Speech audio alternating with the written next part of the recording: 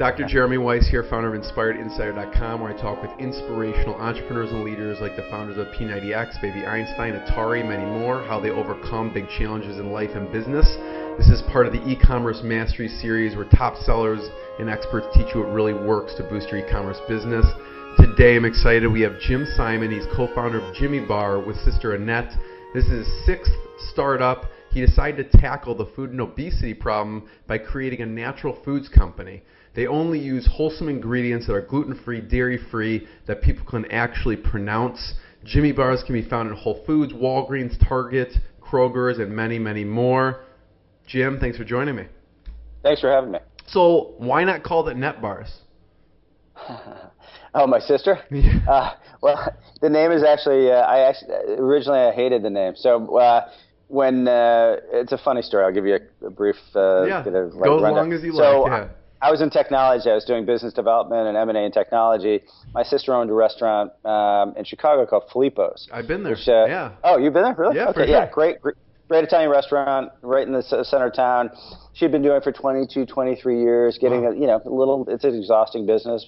And so I started traveling back and forth from New York to Silicon Valley and started eating bars because bars are a great meal replacement. And then had one day I was actually on an American Airlines flight. I'm reading the ingredients on one of the bars. I'm like, Jesus, this is total crap. It's just maltodextrin. I mean, any words with unpronounceable. Yeah, exactly. Yeah, any ingredient with an X in it is probably not so healthy. So started Googling the ingredients, and I'm like, oh my God, this is so bad. And then started on Netflix watching way too many movies. Yeah, I saw you watch Food Inc. That scares the bejesus out of most people. Yeah. Well, it's interesting because you don't really think about it. Americans are very Cliff Notes. We're sort of Cliff Notes eaters, and we'll read, whatever is belched out by the big food company. We'll read low fat. We'll go, great. I'll eat my snack wells, and even though it's loaded with sugar, or high protein will be great, and we'll eat whatever, and it's high protein, but it's made of ingredients that aren't healthy for us. Yeah. So I just started making my own bars. You did? Just for fun. Yeah, just for fun. What were the original ones? What did you put in? The original ones were awful. I would put like dates and raisins, and I wasn't that healthy, so I'm not a vegan. Don't get me wrong, but I'm a Cliff Notes healthy guy too. So started making bars, and then my sister's like, oh my God, these are awful. She's like, why don't you add brown sugar and add this? I'm like, no, that's not the idea. I'm just trying to make them healthy. This is before I even marketed them. Right. So I would make these bars, I'd wrap them up in tinfoil, and I'd bring them back to Silicon Valley to all my friends who are reasonably healthy people, and they started saying these are kind of good. So I sent out an email blast to all my friends, and including my little nieces and nephews, and I said, I'm going to brand this thing just for fun. It's not a business, but just for fun. What should I name it? And my little 8-year-old niece said, why don't you call it the Uncle Dummy Bar? Because she calls me Uncle Dummy. And I'm like, that's actually kind of funny, but I would be sort of embarrassed to say, this is the Uncle Dummy Bar. She said, we call it the Uncle Jimmy Bar. And I'm like, that's a little embarrassing. So she said, call it the Jimmy Bar. Ironically, I don't like the name Jimmy. I go by Jim. But so everybody's like, that's catchy. It's very American. Let's do it. Right. And Nettie, my sister, who's a chef and restaurateur, she said, let me just give them out for free. We'll put them in like halfway decent wrappers, and we'll just give them out to everybody who comes in the restaurant. We had our nieces like stickering them. We'd heat seal it in this heat seal gun. We got, you were doing them by hand $100. at that point. We were doing by hand, yeah. In the basement of the restaurant, Filippo's. Wow. Like literally doing them by hand. Again, just for fun and just, it's a little side business. Yeah. Everybody at the restaurant liked them. And then she's like, why don't we go pitch Sunsets in Treasure Island and like all the local guys? And I was like, okay. Now, this is right around when the company I was with got acquired, and so I was a free agent. I'm like, okay, I'll focus on this. I was pitching another one of my friends, Jason Wadler, who's the founder of Leapfrog Online, which is a big internet company in Chicago. Yeah. And I was pitching him on an internet idea. And he's like, I kind of like your JimmyBar thing better. he's like, food is very on trend. I'm like, I don't know anything about the food industry. He's like, why don't we put a couple bucks in this? I get some friends. We'll all put a couple bucks in this. We'll make this thing real. And that's kind of how it happened. So we started with bars. Bars is a really crowded category. There's plenty of them out there. Most of them are crap. And so we said our mandate must be these things are clean. And we're not going to get away from that. It's going to be clean. Yeah. I was against adding protein. I was against a lot of stuff. However, after we got into about 500 stores, then we got into Whole Foods. We started local with grocery because that's what we knew. And the first place we got them into was a little grocery store right on Grand in Erie, right where I used to live. And he liked them. And then that was the first one. The first one grocery store you were ever in. Yeah, it was the first one. What's the pitch? What's the pitch for that? Is that hard to get in there or no? It was literally, I would go in there for my coffee every morning. I got to know the owner, who's a really great guy. I told him, I said, hey, I got this bar. He said, okay, bring it in. And so I brought it in. He tasted it, and he goes, okay, well, let's do it. That was it. It was literally that easy. Now, that's not reality because it's a lot harder than that once you get into, like, Target and stuff, but that's literally what it was. Yeah. We got it in there. So we started doing demos. We hired a little demo team, and demos are you give samples, free samples. When you walk into Whole Foods and they say, try this roll or whatever. We did it. People loved them, which is great, but a lot of people are saying, we want higher protein, we want lower sugar. And I kept explaining to people, like, the sugar's from dates and apples and bananas. Right. And they said, oh, sugar. It doesn't matter. The sugar in my Hershey bar is the same as the sugar in your apple. I'm like, interesting. So then we realized we got to educate people a little bit. I didn't even think about it. We're like, people don't understand. And then I realized, but food is like politics, where even smart people are really dumb about the information they receive. Where you can have, a union plumber who votes Republican because he thinks that that's good for him, even though Republicans in that area might be union busters. Or you can have someone who eats a certain way because they think it's healthy, when in reality it's horrible for them. Right, for sure. So. It was very interesting. Again, it sort of reminded me of technology where there's a lot of education, and so that's the way we rolled. And then as we started digging into it, I self-funded. I put some of my own money into it. Annette came on board full time. She sold her restaurant. Filippo, her husband, who's also a chef, came on full board. So it was just 3 people. Then hired a sales rep and kind of felt our way through it. I frankly didn't know what the hell I was doing. But being a veteran of startups, you fake it till you make it, as they say in Hollywood. So we just sort of kept going with it. Then what I realized is, wow, dealing with grocery chains is really challenging because a lot of them want what's called slotting, which is free stuff. They want free, we'll buy a case product, we want a case for free. Or, you can be in, I'm just making this up, Dominic's, it can be $10,000. It's sort of what, like in the radio industry, is called payola. So, and it's very common, and it's not dirty. It's just the way it is. So, to get into some of these chains, they want $10,000, $15,000, $25,000. One of the chains I went to on the East Coast, they wanted $30,000 for us just to have our 4 bars there. And so my first reaction is like, wow. Do the math on that. How many bars do you have to recover that $30,000? But the interesting thing is this, is that the food industry, that's kind of the norm, where people will pay because they think there's a prestige of being in a certain chain. Yeah. Again, coming at this with different eyes, I said, you can't ROI. If you can't ROI, it doesn't make sense. Right. So we stayed away from it. While we're staying away from a lot of the big chains, I started getting into food service. Food service is non-grocery, which is... like I saw American Airlines that you're in and like those type of things, right? That's a funny story. I was in an Admiral's Club, and they had nothing healthy at all, or nothing even halfway healthy. They had one bar brand there, and it wasn't healthy. And I was just talking to the guy in the Admiral's Club. I'm like, these bars are terrible, man. And he's like, I know, they suck. I said, here's a JimmyBar. I said, it's a little brand I just started. Why don't you try it and let me know if American Airlines wants it? And he said, it's not American Airlines, it's Sodexo. Sodexo is the food service company that manages, American Airlines Admiral's Club. Well, I don't even know what that meant. So I realized then that food service is outsourced, kitchens and outsourced management of food, like they have in colleges and like they have it, The light bulb went off at that point. Like, wow, no one's calling on these guys. So I started focusing on that. So I focused on food service, getting us into places like Google and Facebook and Uber and Allstate, Northbrook, in your backyard, places like that, and said, hey, are you guys looking for something healthier? They said yes. So it was sort of the antithesis of a lot of the grocery chains that said, hey, go away, dude. We don't want to deal with you. You're the 87th bar guy or 87th wine company that's come pitch me. Right. These guys are actually looking for it. Now, it was more of a pound the pavement kind of sale. It was more, it's not big orders. It's not a $50,000 order. It's more smaller orders. However, you're getting to people who actually want to talk to you. And it's very much almost like a Sam Walton approach, where I'll stay in Bettendorf or else we're in Bentonville, Arkansas, and you guys fight over New York City. And so we kind of went smaller and went smart. Again, self-funding. We had to go smaller. We didn't approach VCs for cash. And then little by little, we started getting bigger. Ironically, we're bigger in San Francisco than we are in Chicago. Really? We're bigger in New York than we are in Chicago, and we're bigger in Toronto than we are in Chicago. So because there's just more food service there. Yeah. Once we got into a lot of food service, then we said, okay, let's start thinking about grocery and mass market. So we got into Target regionally. They were actually seeking healthier stuff.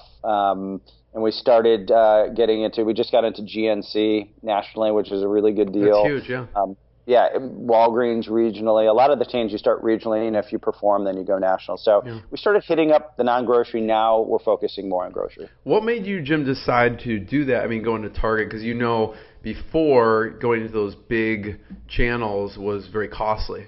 Is it more favorable to go into Target or something like that? You know what? We wanted to do as many deals as we could direct. And so without I'm just assuming I have an NDA, and I probably shouldn't give deal details. If you can't say, don't say. But we wanted to go into as many places as we can deal with the store direct, and also our Amazon and our online strategy is, selling directly to the consumer. I mean, the closest you can sell to the consumer, there's nothing closer than going online. And we do a lot with Amazon, and they've been great partners for us. Mm-hmm. So, same with, Target is a great partner for us because we deal directly with Target and then hence, do samplings and deal directly with the consumer. That's what we want to do. We have some really good distribution partners around the country, but our strategy is we like dealing with family-owned businesses. We like dealing with regional distributors. And unlike most food companies, we want to grow small. We want to grow small, smart, profitable. Yeah. I don't want to lose my investors' money. We just did a convertible debt round here a few months ago and really strategically picked out amazing investors that I know and I trust, who are going to be patient with our strategy of growing a little bit slower. Yeah. What would you say to someone who they have I was talking to someone the other day. They have a beef jerky company, and they're deciding the ups and downs of going into like a big, retail chain. Well, what advice would you give them? I would say make sure you ROI. And from the way we feel is there's nothing prestigious about losing money. And so you can put Walgreens emblem on your website, but in the end, the website may go down. Exactly. That's right. Yes, would I love to be in Walgreens nationally? Damn right I would. But it's got to be a deal that you can make money at, and it's very unlike technology, where in technology you don't have to be cash flow positive, and like it took Amazon 11 years to be cash flow positive. Food isn't like that. You can be negative cash flow for a few years, but you better make money at some point. Because all the big, food companies come eat your lunch, no pun intended. So You have to have a path to profitability. And if you can get into Walmart, or you can get into Publix, or you can get into Kroger's, God bless you. It's awesome. But you just have to make sure that there is a path to profitability at some point. And you're right, having the logo of Publix would look really cool on your website. But if you get killed because you priced it too low or whatever, it's not a good move. What are some things that you would tell other people to watch out for? Because you are in the Target, the Kroger, Walgreens. What are some of the not disadvantages, but things that you definitely pay close attention to? I would pay very close attention to making sure that you can actually, how entrepreneurs are. You get a big order and you're like, I'll take it. You got to make sure you can actually produce the product in time, and also have a healthy line of credit and have investors that have money, because a buddy of mine who ran a food company, he had a great product, but he just frankly ran out of cash. Yeah. So you have to make sure you're well funded. I personally like growing slower, but we didn't take VC money, and we're not looking to sell tomorrow. So that was just our path. But there have been enormous successes out there with companies that have grown really, really fast. But if they were well capitalized, they can do that. I would just say, be very, for anybody like the jerky company, look, if they have the line of credit and they can get into Walmart tomorrow, go for it. Yeah. You just have to make sure there's a path to profitability. What's that order that you said yes to? That was that big order that you knew you were going to say yes to and you couldn't say no. I actually had an order we had to turn down. I had a retailer, a big regional retailer that we had to turn down because we just couldn't produce the product. Because we were co-packing, our manufacturer couldn't keep up. So we had to turn it. I mean, no one likes to turn down a PO. But the last thing you want to do is disappoint, a retailer and not be able to produce the product. I would say one other recommendation would be your product has to be consistent. If you go to a restaurant in Highland Park and you have a negative experience, you're not going back. Right. If someone has a bar and it doesn't taste really good, they're never going to try it again. So we source. I would advise the jerky guys or anybody, source your own ingredients. Take the time, go a little bit slower, be patient. Source your own ingredients. Make sure the ingredients are good. Yes, you want to get a really low price, but make sure it's with a quality manufacturer. Right. We've learned the hard way a couple times on that one. So being in the technology field for so long, was your sister helping out on that front, or was that a learning curve for everyone? Well, it was a learning curve teaching her how to use email. I was like the IT guy for the first year. When she sees this, she'll kick me in the ass. But it was funny working with a sibling. I had never done it before. Yeah, what's that like? You're right. It's interesting. So she's more the creative type, and I was more the business guy. And she had to teach me a lot about food. And I had to teach her a lot about this kind of business, but it's literally been zero drama. I mean, we work very independently. She is in charge of production. She's in charge of R&D. So I'll say, hey, what about a nut-free bar? Because everybody's allergic to nuts now. Kids can't have nuts. K through 12, you can't have peanuts. You can't even get nuts on Southwest Airlines anymore. Sure. I know. So I said, here's what we can do, and then she'll come back. Yeah. Knowing that she's a chef, she wants stuff to taste unbelievably amazing. That's a good thing, yeah. Brown sugar, and I'm like, no, we can't do that. So we'll come back. There's always kind of a happy medium of here's what we can do, here's what we can't do. Right. And here's a funny thing, though. I was the one who's more rigid about we can do this, we can't do this, it's got to be gluten-free. And then she kept coming back and saying, we're getting people who think our bar is too high in sugar. And then, I would say, that's stupid. Sugar's from apples. And she said, well, you're stupid because that's what the consumer thinks. And so we said, okay. So the trend now is high protein, low sugar, right? And there's some bars that have done a phenomenal job. I mean, much bigger than us. The problem is a lot of those high sugar or the low sugar, high protein guys are with those ingredients, with a lot of ingredients with, mono, blah, blah, blah. Right. You can't really. They're not the wholesome, yeah. No. But then another thing we realized is, wow, maybe people don't care. Maybe we're the really honest politician who can't get reelected. We're I don't want to be the one honest guy and no one tastes the bar. But maybe we need to do, come up with a high protein bar, a low sugar bar that's as good as it can be, really clean, but still tastes amazing. And so there's always a little bit of compromise. Our clean bar is literally the cleanest bar on the market. The high protein, low sugar is, when you go low sugar, you're going to have to use sugar substitutes like stevia, which is what we use. Right. And I was against it, but then I said, well, damn, I have stevia in my coffee every morning. I'm being a total hypocrite, way too rigid. So she's really good at pulls sort of pushing. You a little bit towards that end. You know why? Because she's a chef, and chefs are all about taste and giving the consumers what they want. And when you're a business guy, we're often a tiny bit rigid. So, good combination. So what was the first flavor, Jim? Peanut butter. How innovative, right? So there was peanut butter, but our tweak was a little bit different. We said, a lot of peanut butter bars have peanut flavoring or whatever. We're not only does it have to have peanuts in it, let's grind our own peanut butter. So the peanut butter is off the charts good. Yeah. Let's go to the plant, source it. We put in almonds. We put in brown rice. Dates has been our base. Dates are the healthiest form of sugar. Yeah. And everywhere except for America, it's incredibly popular. You go to South America and the Middle East and Europe, dates are a staple, especially in the Middle East. Dates are a staple. They just haven't caught on in America, although they're becoming kind of in vogue. but we've Americanized our own dates as we have bacon wrapped dates. That's like the American version of dates. Super Bowl version. Yeah, like deep fat fried dates. But the dates are a great base because they're easy to work with and they're so healthy. I mean, it's just the vessel that it comes in is just loaded with vitamin A and vitamin D. It's so healthy. Yeah. So how do you decide how often to release another flavor? So now you have four flavors, right? We waited too long. So it took us 3 years to release a new flavor. We were pretty slow on the R&D. But another thing that how you do when you're in startup mode is you're trying to do everything.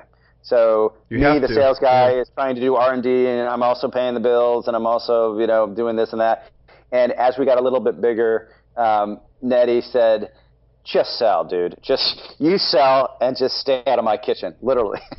So she's like, I will do the R&D, because she's the one doing the demos. And Filippo, my brother-in-law, he's the one out at Whole Foods doing the demos, hearing every day, hey, how about mint chip? How about this? How about that? And so one thing we kept hearing was high protein, low sugar. Yeah. So we said, let's come out with 4 high protein, low sugar. Let's do really fun flavors and really interesting flavors. Right. So we came out with birthday cake flavor, coconut cream pie, peanut butter, and lemon vanilla swirl, like interesting flavors. Another thing was no peanuts. You can't get into Costco and you can't demo in Costco and a lot of other big retailers if you have peanuts. You can't get into airlines. So much with for peanuts. The peanut butter bar, right? So we said, okay, we're going to have a peanut butter bar because people love peanuts. But the other 3, we're not going to have any peanuts. So we use cashew butter as our base. And then we use a little stevia to bring the sugar down. So the sugar level is so low. It's 2 grams of sugar. That's ridiculous. The protein level is 21 grams. That's really high. The whole point of protein is for recovery when you work out. Helps build your muscle or repair your muscle. But probably more importantly, as you and I and 99% of the world are not Olympic weightlifters, is it fills you up. It fills you up. Yeah. So I ate a protein bar yesterday. I was flying from Denver to Chicago. I had it at noon. I was full till 6 o'clock. So it's a diet aid. So how many? You have 4 flavors now, right, or more? We have 4 clean bar flavors. We have 4 protein bar flavors, and then we have 1 nut free. So we've got 9 flavors. Gotcha. So what's the most popular? You've only seen 4 though. You've only seen 4. Yeah. Probably. So have you not released the other one? Because on your website I only saw how about them apples, no bluffin' banana muffin, peanut butter clutter, and super hip chocolate chip. That's what I saw. Yeah, I mean, literally, you're on the cutting edge here with your talk show. Yeah, like, we literally are releasing it right this second. Oh, wow. Okay. So what's the most popular out of those 4? Out of the first 4 is peanut butter. Peanut butter for sure. What's which next? I've learned, by the way, is an American thing. Like, because we're in Europe also. We're in pockets in Europe, and they don't dig the peanut butter. What's the most popular in Europe? They like chocolate. Chocolate. Belgium. I would guess I would guess super hip chocolate chip would be the number 1 out of the 4, even in the U.S. It's number 2, but it's very close. And then we're in South America. We're in a few places in South America, and it's banana and it's apple. They don't dig the peanut butter, the chocolate, not so much. They're healthier eaters than we Americans are. Yeah. So it's very interesting as you go global. You learn the taste. Yeah. And Jim, you're the business guy. Talk about the thought about the packaging too, because I'm sure there was a lot of thought that went into that. Packaging is very different. So, one thing you notice in consumer, CPG, consumer products, it usually punches you in the face. And, you look at the cereal and it's colorful and it's usually kind of gaudy and garish, and it's often aimed at kids. Mm-hmm. And then even in the natural space, there was 2 different categories. One of the, in the bar space, it was a lot of bars that, the way the marketing they take themselves very seriously, and it's almost too intimidating. Yeah, you could definitely tell that the company has a good sense of humor with the names, right? Yeah. So we wanted to be like the Ben and Jerry's. One of the reasons why Ben and Jerry's has lasted is A, it's fun. B, you feel like you know their founders, a couple happy stoners from Vermont, and you feel like you know them. And very few companies really integrate any personality at all. I mean, they do it with kids because they use the cartoon characters, but for us adults, you usually don't integrate a sense of humor or any personality. If I pick up a cereal or I pick up pasta, and I turn it around and I look, and there's nothing about the founders. I typically don't buy it. But if it's like Newman's Own, he started that for His charity. face How is can't on you? there. Right. Yeah, how can't you support that? I mean, and it's good stuff. But if you pick up, and what I'm talking about, you pick up like pasta, and it's a boring name, and there's nothing on the back, and they use bland language. Yeah, right. It's a bunch of suits in a boardroom that came up with it. So we wanted to be the opposite. How about them apples came from the scene in Goodwill Hunting. Yeah, exactly. No Buff and Banana Muffin came after I had a little too much red wine. It's like all the names came from something ridiculous. So why minis, right? Because it's tough enough to produce just the bar. Yeah. And what was the thought behind the mini? Was that really a difficult process also? It's a great question, actually. And we're pushing the minis a lot now. Sure. Retailers haven't been as quick adopters on minis or bite-sized stuff as I thought they would. And for the obvious reason, it's a smaller ring. So they're buying a $1 bar instead of a $2 bar. But I think what a lot of retailers are catching on to now are multi-packs. So we've got an 8-pack of minis that we're pushing heavily, and it's just starting to get some traction. It took a little while, but TJ Maxx took them on nationally, and they're selling really well. It is amazing. So as the American appetite has changed, and as you probably know this, cereal has gone down dramatically in sales, like Kellogg's and Post and all the other cereal companies. Okay, yeah. Because sitting down with a bowl of milk and cereal, that's going to take a good 10 minutes. There's definitely a movement, too, of away from the carbs. I mean, it's away from the carbs and milk, too. Milk is not as popular as it used to be. Americans eat very fast, and sitting down at cereal takes 15 minutes, which is way too long for Americans. We want it faster. Right. Filippo, our R&D guy, is from Naples, Italy. He's a chef from Naples. When Italians sit down to dinner, that's a 4-hour process. It's like a 6-hour, right, exactly. Yeah, you're going to leave full, and you're going to leave very happy, probably very happy if you eat a drink as limoncello. We're the opposite. When I went to Italy and stayed with his family, they were asking me in Italian through a translator. They're like, "Is it true that Americans eat in their cars?" And I'm like, "Yeah, I guess it is. We do eat in our cars because we're on the go. Bars are a meal. Our bars are like a meal replacement. Right. My peanut butter bar and Starbucks coffee is my breakfast every day." What made you decide to do the mini bars though? I would think that's a tough decision because now it's more packaging. You have another SKU to worry about. Kids and moms. I noticed my girlfriend, who's got a 7-year-old son, he could almost eat a full-size bar, but not quite. My sisters, I got 3 sisters, they can't quite eat a full-size bar. And then we thought, if someone buys this and can only eat 3/4 or a half, it's too big, we should come up with a mini. So we thought it'd be great for a lunchbox, great for travelers, more woman-focused. Ironically, even with the guy's name on the name of the company, we are a little more woman-focused than male. We're one of the few bars that's a little more woman-focused. Yeah, I mean the packaging is sort of like it's a lighter blue. It's inviting. That was it's not purpose. Like I'm a workout maniac and I need to take this bar type of thing. The thing is, there are plenty of bars that satisfy the workout guy. You know what I mean? There's a lot of really good bars that are for the workout guy. Yeah. I want you and me, your wife, my girlfriend, kids. I want to be smack dab in the middle of the market. The majority of people that spend their life in the gym are small. Yeah. I just want, it was literally the idea was for me traveling back and forth to Silicon Valley and New York. The packaging, to answer your question, the light blue color, A, is the Chicago flag. So I wanted to be Chicago-centric. And B, the idea of it, the minimalist look of it was taken from, I was in the shower, you ever had Kiehl's shampoo? Like Kiehl's, you ever seen that brand Kiehl's? No. Your wife or girlfriend would know it. I'm sure. Hopefully not both. Kidding. But Kiehl's is a brand that's been around 100 years, and it's so minimalist that it's almost boring, but it's elegant in its lack of stuff. And in the natural foods category, everything is like Turbo, Max, and blah. It's sort of cheesy. Oh, for so we sure. said, let's come up with something that's really simple, almost elegant looking, and that's what we did. So what's it like? You grew up in a household. It was you and 3 sisters. Yeah, and I'm the youngest. What's that like? It's good training to be a sales guy. You sort of have to fight your way, into the bathroom. You have to fight your way into the kitchen. You have to fight to get the car.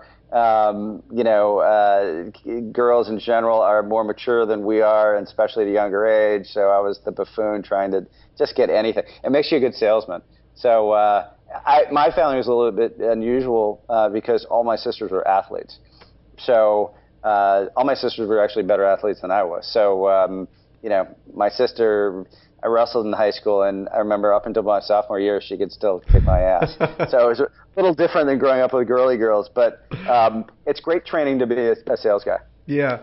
We were talking a little about the technology, your technology eye, because you're obviously a technology guy, 6 startups. We talked a little bit. Anything else about the distribution path that's unique to your eye that you came at it from a different angle? Yeah. So typically, in food, when you go into where do you shop? For food, Costco a lot. Costco's innovative. Costco's very different. So I'll give you the difference in why Costco's eating so many guys' lunch out there. Costco doesn't go through distributors. Costco buys from the suppliers direct, but they buy in bulk. And in return, they ask for a really good price. And I haven't worked with Costco yet, but I want to. And from all accounts, everybody I've talked to, they're phenomenal folks to do business with. That's been their shtick. Their distribution models, we don't go to distributors, we go direct to the source of the food. Most places, most of your regional grocery chains go through distributors. Distributors are very necessary when you get 100,000 different SKUs, a SKU meaning a product, individual product on your floor. Can you imagine if Whole Foods or Sunsets or somebody is trying to buy JimmyBars, and they're trying to buy from the toothpick company, they're trying to buy from the beef company, it would be ridiculous. So they go through distributors, and so I would sell to a distributor, the distributor sells to Sunsets. Right. You still go to Sunsets to get the yes from them, like, yep, we like JimmyBars, we'll do it. But ultimately, it is done through a distributor. Yeah. Now, at another process, and that's brokers. So it's typically a food broker who as the guy who owns the company, will hire the food broker to go pitch the buyer at Sunsets and then go through a distributor to get to your floor so you can buy JimmyBar. So there's a lot of different processes. From what we did and what Amazon's doing is, hey, let's definitely go through distributors because I can't ship everywhere in the world. I need distributors. But anytime we can, let's try to go direct. Direct to consumer on our website is awesome because literally it'll be 2 o'clock in the morning on a Tuesday night, and if I'm still working or something, if I get an email from someone that says, hey, I just had your bar, I've got a question, I'm going to respond. Yeah. And that's awesome. Yeah. I can't do that with most grocery chains. If we can go direct to retailers, we go direct to retailers. Yeah. I think I get emails from you at the most random times, too. Like, there actually are coming in at 2:30 in the morning, then I respond. I'm like, okay, he's up too. No, it's just a guy who's got no life. The guy clearly has nothing going on. Jim, talk a little bit. I mean, you've had several acquisitions in the past, too. What have you learned from that when a big company comes and gives you a sweet deal to purchase JimmyBars, what will you know because you've gone through these acquisitions? I know a lot because I made a lot of mistakes. Experiences is what you get when you made a mistake. First company I started was a paper company in San Francisco when I was 25, and I was acquired. The company got acquired when I was 27, I think. I sold it. I shouldn't have sold it. It was, Why not? Because I had a profitable company. I'm a kid. I'm 27. I've got a profitable company. I have zero debt. I had a couple sales reps. We were cranking. We were doing really well, and I got a pretty good, not a great offer. Clearly, I still have to work, so it wasn't retirement money. Maybe you want to work. I don't know. Well, I got a pretty good offer, and I took it because it just sounded sexy, and the money was pretty good. Yeah. I should have sold it. I wish I had me now telling me like, hey man, you've got a company with no debt. You're increasing sales 50% a year. Why are you selling? Unless it's retirement money, why in the world would you sell? So that was, going through the acquisition, I've learned the hard way on that one. A couple acquisitions I've been through where I wasn't the majority partner. Probably would have negotiated a better deal for myself. But I think the acquisition process, if we're acquired at some point in time, going through a couple of them, positive and negative, I've learned that, and actually Mark Cuban has this in his 10 rules that I read, never build a company to be acquired. We're not building this to be acquired. Yeah. It probably may happen at some point if we're an interesting enough brand for a larger company. Yeah. But we're not building it to sell it. We're building a brand to be profitable and to give consumers a great product. Yeah, for sure.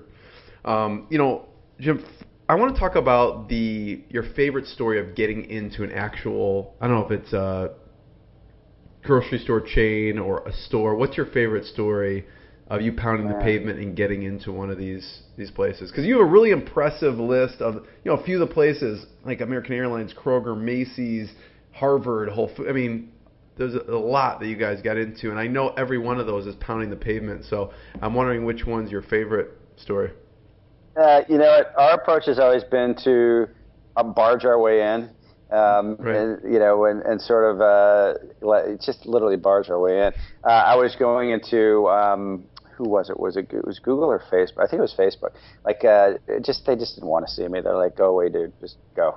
You just showed up. You showed up at the head office or something. I showed up at the head office with samples with the gal's name on it, and she finally tasted it, and she gave it positive reviews, and we got into Facebook. But I literally got a no 25 times.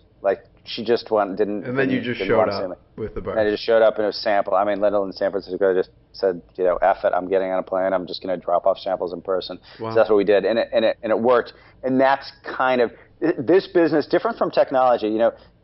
Technology is the great thing about the tech business is it doesn't matter what color skin is. It doesn't matter where you're from. It literally doesn't matter your age. It doesn't really matter your education.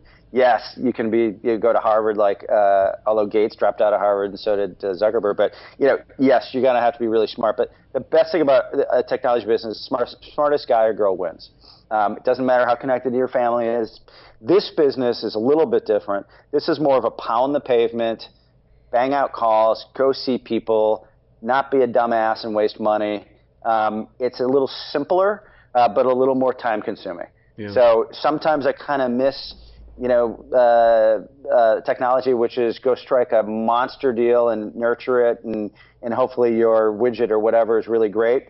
On the other side of the coin, it is kind of fun selling something that's tangible. Yeah, for sure. We used to joke, like a few jobs ago, I used to get on the elevator. I was living in New York. I was doing arbitrage of banner ads, which is a crazy thing to think about. Banner ads are bought and sold like stocks. Right. And I'd get on an elevator. I'm like, what did I do today? How did I contribute to the world? I bought banners for 50 cents and sold for $1. I don't know what I just did. And you sort of leave a little empty.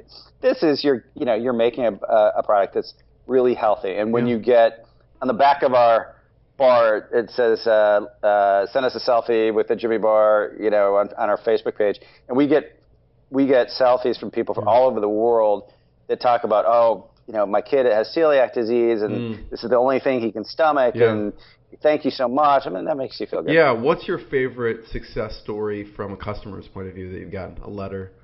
We've gotten gushing emails and letters. Yeah. One that's kind of funny is we sell a little bit in Australia, and this gal, her son has celiac disease, and every Saturday for several months, she would send me a picture of her son at karate practice in Melbourne, halfway across the world, with his JimmyBar, just saying this has just changed his life. Wow, and that's he literally couldn't eat anything else, and it makes you feel nice and fuzzy. But we've gotten a lot from people.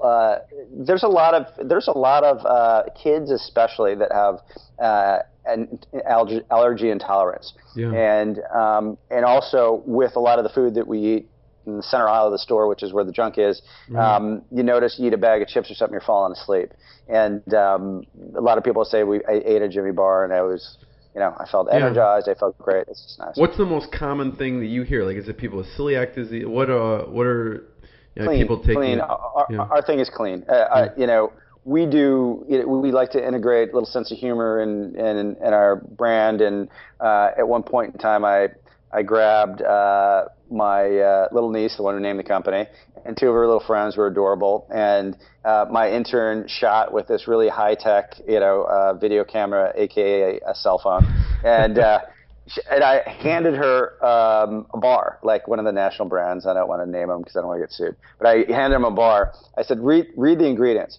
And that's a great video. Where can you see? Is that on your? Go to our Facebook page and click video. I'm gonna watch that. She's like mono inco blah. She couldn't read it, and she's a smart kid. And her friend nudged her and goes, "Clearly, your mom doesn't love you."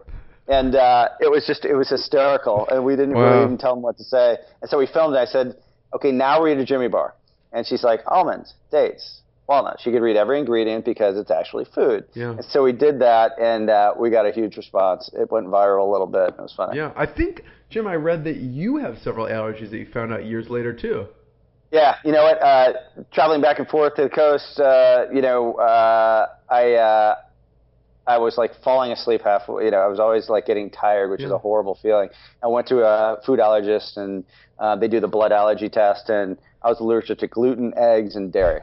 Like off the charts, which kind of screws you out of breakfast. I mean, there's not much you can have for breakfast. Decades later, you finally figure that out. Yeah, right? Yeah, it's nice to learn at 44. No wonder I've been nauseous my whole life.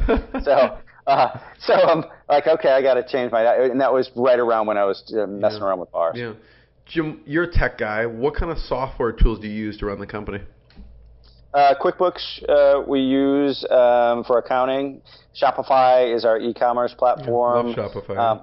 Shopify is great. And then we use WordPress is our overlay for the website on top of Shopify. How do you keep track of all the inventory?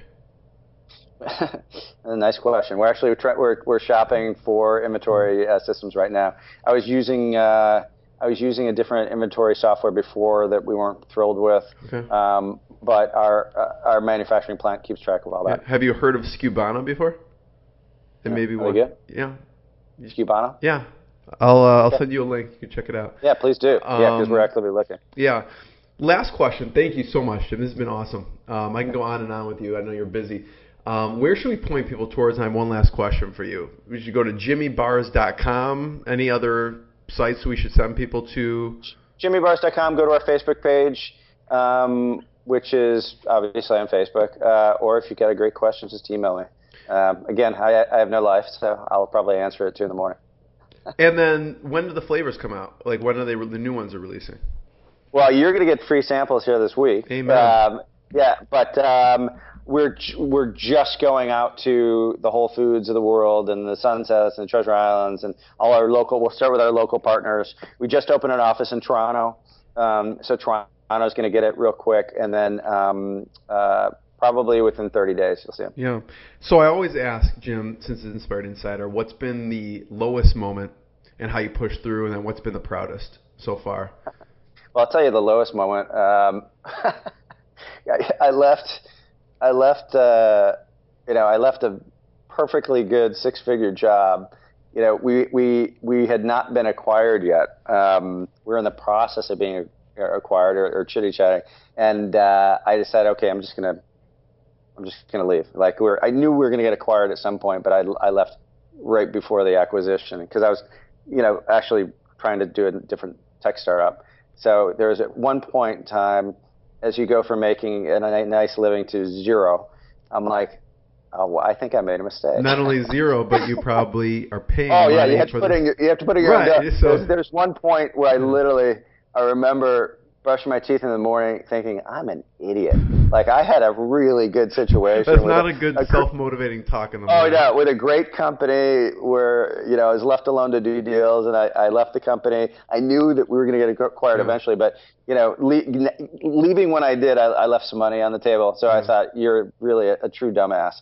The positives are something was pulling you to do that, though, right? I mean, you know what? I think as an entrepreneur, and especially if you're someone who's started several companies, it's not the first time I've left a perfectly good job. I remember what the hell was it? It was a movie I saw once with Clint Eastwood. He played an old crusty Marine, and sounds like all of them. Yeah. Yeah, I know. I forget what it was, but they were just about to parachute.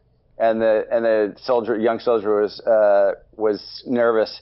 And he said, son, jumping out of a perfectly good airplane is not a natural thing. Just do it. And I think, leaving perfectly good jobs to start your own, it's not a natural thing. Right. But I think, the fun that you have, if you're that kind of guy or gal that wants to do your own thing, I have figured out on paper, it's worth 10x the money. So if I'm paying myself, I'm just going to make this up, $20,000 a year. I would rather work for $20,000 a year working for myself than $200,000 working for a company. Yeah. Even if the company's great, because you feel claustrophobic not working for yourself, and it's almost castrating in a way. I can't explain it. It's your personality. Yeah, I mean, you're used to that too by this point. Yeah, you're used to it. And again, having some startups that have done well, having some startups that tanked. Some acquisitions I shouldn't have done, some acquisitions that I probably should have done. You make a lot of mistakes along the way. So proudest, what's been the proudest so far with JimmyBars? Yeah. I think right now, I mean, we're in a really good place right now. We're going in the GNC nationally. That's a very, very big deal. Amazing. That's 3,500 stores. Yeah.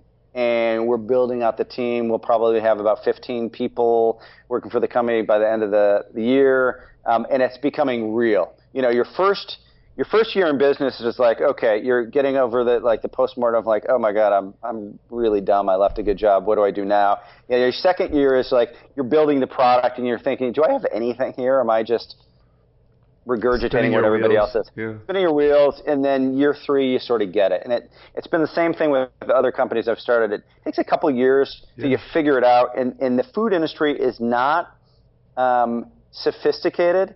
But it is the gal who works the hardest will win. I mean, it is a pound. It's 3 yards in a cloud of dust. You just have to do it. Yeah. And we feel like right now we're in a good place. Yeah. Jim, thank you so much. Everyone should check out JimmyBars.com. Fantastic. Thank you. I appreciate it. Chicago PD, Chicago Med, Empire. Why Simon Casting? How'd that work out? Well, hence the last name.